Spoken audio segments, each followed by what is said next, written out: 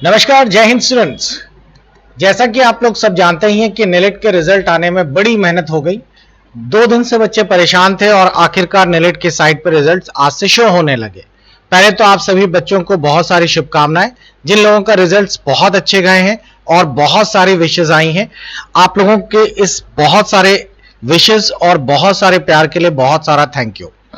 पहले तो मैं उन सभी बच्चों को एक बार फिर से, जिन बच्चों ने हमारे इंस्टीट्यूशंस, हमारे चैनल्स, हमारे एप्स सभी से कहीं ना कहीं से कुछ ना कुछ पढ़ा है, हम लोगों की मेहनत रंग लाई है और आप लोगों के बहुत सारा प्यार देखकर रियली इट्स एप्रिशिएटिंग।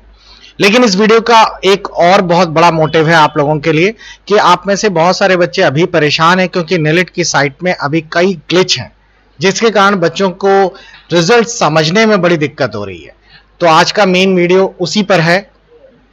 पहले तो मैं एक एग्जांपल लेकर दिखाता हूं कि किस तरह का ग्लिच है, ताकि आप लोग कंफ्यूज हो रहे हैं। जैसा कि आप देख पा रहे होंगे कि ये मैंने अपने कैंडिडेट का डैशबोर्ड ओपन कर रखा है और इसमें माई कोर्सेज पे मैं गया और माई कोर्सेज के अंतर्गत मैं आपको दिखा रहा हूं कि कैंडिडेट के चारों पेपर क्वालिफाई हैं। ये इसी बार उसने 2 पेपर क्वालिफाई किए थे। दिख रहे होंगे आप लोगों को, जुलाई के 2 पेपर क्वालिफाई हैं और 2 उसने जनवरी में क्वालिफाई कर लिए थे। लेकिन बहुत सारे बच्चे इसलिए परेशान हैं क्योंकि आपके पेपर क्वालिफाई हो जाने के बावजूद इस पर प्रैक्टिकल शो कर रहा है, जो कि ये है। अब बच्चों का कहना है कि हम तो पास हो चुके हैं, तो रिमेनिंग टू पास में प्रैक्टिकल क्यों शो कर रहा है। प्रोजेक्ट आपका पेंडिंग है, वो एक अलग बात है। वो तो जैसे ही आप प्रोजेक्ट आपका डिपॉजिट हो जाएगा, वो ऑटोमेटिकली जंप होकर यहां पे सबमिटेड दिखाने लगेगा, लेकिन प्रैक्टिकल नहीं दिखाना चाहिए। बात सही है, आप लोगों के जब सभी पेपर्स क्वालिफाई हैं तो ये प्रैक्टिकल नहीं दिखाना चाहिए। एक्चुअली ये सॉफ्टवेयर की ग्लिच है। इसका रीजन ये है कि नेलेट के इस सॉफ्टवेयर से, या नेलेट ने जो पहले प्रोग्रामिंग की थी उसमें सिर्फ एक प्रैक्टिकल होता था और उस एक प्रैक्टिकल के पास होने के बाद ये ऑटोमेटिकली जंप होकर रिमेनिंग टू पास से पास्ट कैंडिडेट वाले ऑप्शन में चला जाता था। अब क्योंकि आप लोगों का प्रैक्टिकल थ्योरी के साथ सबमर्ज कर दिया गया है, इसी कारण से इस प्रैक्टिकल को हट जाना चाहिए। लेकिन प्रैक्टिकल अभी इसलिए भी नहीं हटा है, उसका कारण यह है क्योंकि बहुत सारे ऐसे पुराने स्टूडेंट भी हैं जिन लोगों के थ्योरी पेपर्स पहले ही सारे क्लियर हो गए थे और आप लोगों का प्रैक्टिकल सिर्फ बचा हुआ था। इसी कारण से ये थोड़ा सा ग्लिच है कि आप लोगों के वो पुराने स्टूडेंट्स के कारण नए स्टूडेंट्स को भी ये प्रैक्टिकल रिमेनिंग में दिख रहा है। लेकिन ये इस साल का आखिरी चांस है, क्योंकि अब के बाद जो भी पुराने बच्चे हैं जिनके चारों पेपर्स पास थे और सिर्फ प्रैक्टिकल रिमेनिंग था, उनको अब आगे वो चांस नहीं मिलेगा प्रैक्टिकल अकेले देने का। तो बच्चों, ये आप लोगों के लिए कोई परेशानी वाली बात नहीं है। कई सारे फोन्स, लगातार कॉल्स, मैसेजेस इसी बात को लेकर आ रहा है, तभी ये वीडियो बनाया जा रहा है कि अगर ये प्रैक्टिकल आप लोगों के रिमेनिंग टू पास में है तो इससे आप लोगों को फिक्र करने की कोई भी जरूरत नहीं है। वो आप लोगों का रिजल्ट यहीं पे है। एक चीज और, अगर आप लोगों का रिजल्ट में बहुत सारे बच्चे कंफ्यूज हो जाते हैं या थ्योरी देखकर कि अगर हमारा थ्योरी के नंबर ये हैं तो प्रैक्टिकल के कौन से हैं, यहां पर भी थोड़ी सी दिक्कत ये है कि नेलेट को थ्योरी वाला पोर्शन कंफ्यूज नहीं करने के लिए हटा देना चाहिए। आप लोगों की ये जो ग्रेड आ रहे हैं, ये थ्योरी प्लस प्रैक्टिकल को मर्ज करके दिखाए गए हैं। अब यहां पर बच्चा कभी भी नहीं पता कर पाएगा कि वो फेल हुआ है तो किस में फेल हुआ है, क्या वो थ्योरी में फेल है या प्रैक्टिकल में फेल है। तो यहां पर एक थोड़ा सा प्रॉब्लम यही है कि नेलेट ने आपकी जो ग्रेडिंग है वो दोनों को मर्ज करके दिखाई है, तो इसीलिए आप डिस्टिंग्विश कर ही नहीं पाएंगे कि बच्चा थ्योरी में फेल था या प्रैक्टिकल में फेल था, क्योंकि दोनों में से किसी में भी एक फेल होने पर कैंडिडेट फेल हो जाता है। तो बच्चों का अपना प्रेडिक्शन रहेगा कि हमारे थ्योरीज में अगर इतने नंबर आ गए थे तो प्रैक्टिकल में फेल हुए होंगे। फिलहाल उसको लेकर मैंने एक वीडियो ऑलरेडी डाल दी है कि आप रीटोटलिंग और डिस्क्लोजर के लिए कैसे अप्लाई कर सकते हैं। अब मैं आप लोगों को एक दूसरा एग्जाम्पल दिखाने जा रहा हूं, एक दूसरे कैंडिडेट का। आप देख पा रहे होंगे कि इस कैंडिडेट का पाइथन में ये पास है, लेकिन M1 पेपर में ये फेल है कैंडिडेट। तो आप लोग देख रहे होंगे, लेकिन नीचे अगर आप रिमेनिंग टू पास में देखें तो सारे ही पेपर्स आपको दिखाई दे रहे होंगे। अब यहां फिर से कंफ्यूजन है, तो ये फिर से एक नेलेट का ग्लिच है जो कि नेलेट को सॉर्ट आउट करना चाहिए ताकि बच्चों का कंफ्यूजन ना हो।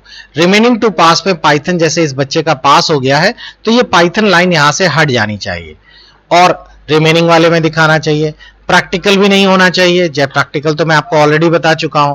तो ये भी एक प्रॉब्लम है, लेकिन फिलहाल इसका सिंपल सा यही सॉल्यूशन है कि आप लोगों के अगर यहां पर सी ग्रेड आ गया है, इसका मतलब है आप प्रैक्टिकल और थ्योरी दोनों पाइथन में क्वालिफाई हो चुके हैं। अब M1 में आप फेल आ गए हैं तो आपका या तो प्रैक्टिकल में फेल हुआ होगा और या तो आपका थ्योरी में फेल होगा, ये आप अभी नहीं पता कर सकते। तो इसके लेकर मैंने आप लोगों का कंफ्यूजन दूर कर दिया। एक तीसरी भी प्रॉब्लम है जो कि मैंने एग्जामिनेशन फॉर्म भरते समय देखी, कि जैसे मैंने अभी आपको दिखाया कि इस बच्चे का पाइथन क्वालिफाई था, तो यहां 3 पेपर्स क्वालिफाई हैं, लेकिन उसके प्रैक्टिकल 4 दिखा रहे हैं। अब मान लीजिए मेरे को M1 पेपर भरना है, तो M1 का प्रैक्टिकल तो यहां दिखा रहा है, M2 पेपर मेरे को भरना है तो M2 का भी दिखा रहा है, M4 भरना है तो M3 का प्रैक्टिकल लॉक हो रहा है। तो यहां पर भी एक कंफ्यूजन बन जाता है कि M4 में प्रैक्टिकल 3 नहीं लॉक होना चाहिए, प्रैक्टिकल 4 लॉक होना चाहिए, और इनफैक्ट प्रैक्टिकल 3 तो होना ही नहीं चाहिए स्क्रीन पर, क्योंकि बच्चे का तो प्रैक्टिकल क्वालिफाई हो गया है। तो ये भी एक बहुत बड़ा ग्लिच है जिसको लेकर काफी सारे बच्चे कंफ्यूज हैं। तो बच्चों मैं आप सभी को सजेस्ट करूंगा कि अभी एक दिन का और टाइम दीजिए, क्योंकि नेलेट ने 15 तारीख बताई है आपके पेपर्स लॉक करने की, तो 15 तारीख तक का वेट कर लीजिए, क्योंकि 15। और एक चीज और आपको बता दो, इसकी चांस बहुत कम है कि नेलेट इसकी डेट बढ़ाए। तो आप लोगों को सजेस्ट यही किया जाता है, जैसे ही ये ग्लिच सॉर्ट आउट हो आप लोग पेपर लॉक कर दीजिए, क्योंकि मेरा मानना यह है कि लास्ट टाइम जो हमारी डायरेक्टर से बात हुई थी तो उन्होंने कहा, साफ साफ स्ट्रेट फॉरवर्ड कह दिया कि हमारे पास टाइम की शॉर्टेज है, हमें सेंटर्स भी अरेंज करने होते हैं, इसीलिए हम लोग डेट्स को लेकर बहुत ज्यादा स्ट्रिक्ट हैं। तो आपका जैसे ही ये ग्लिच सॉर्ट आउट हो, या फिर मैं आपको जैसे ही इंटीमेट करूं नेक्स्ट वीडियो में, आप अपना पेपर लॉक जरूर कर लीजिएगा। तो बच्चों ये थी एक मेजर प्रॉब्लम्स जिसको लेकर बच्चे फेस कर रहे थे, और इसी कारण से लगातार कॉल्स आ रही थी। सॉरी फॉर दैट, मैं आपकी कॉल्स रेगुलर नहीं उठा पा रहा हूं, इतना रश है, व्हाट्सएप पे भी हैवीली रश है, और इसीलिए थोड़ा सा डिले हो रहा है। और एक बार फिर से आपके इस बहुत सारा प्यार, और कई बच्चों ने तो मिठाइयां भी भेजी हैं ऑनलाइन, इसके लिए बहुत सारा thanks. Wish you best of luck बच्चों। एक टीचर की सफलता तभी सफल मानी जाती है जब बच्चों का रिजल्ट और बच्चों की तरफ से पॉजिटिव फीडबैक आए। आपके ये छोटे छोटे कमेंट्स अप्रिशिएट करते हैं हमें बियॉन्ड द सर्विसेज काम करने के लिए। Thank you very much students, thank you, have a great day, good bye.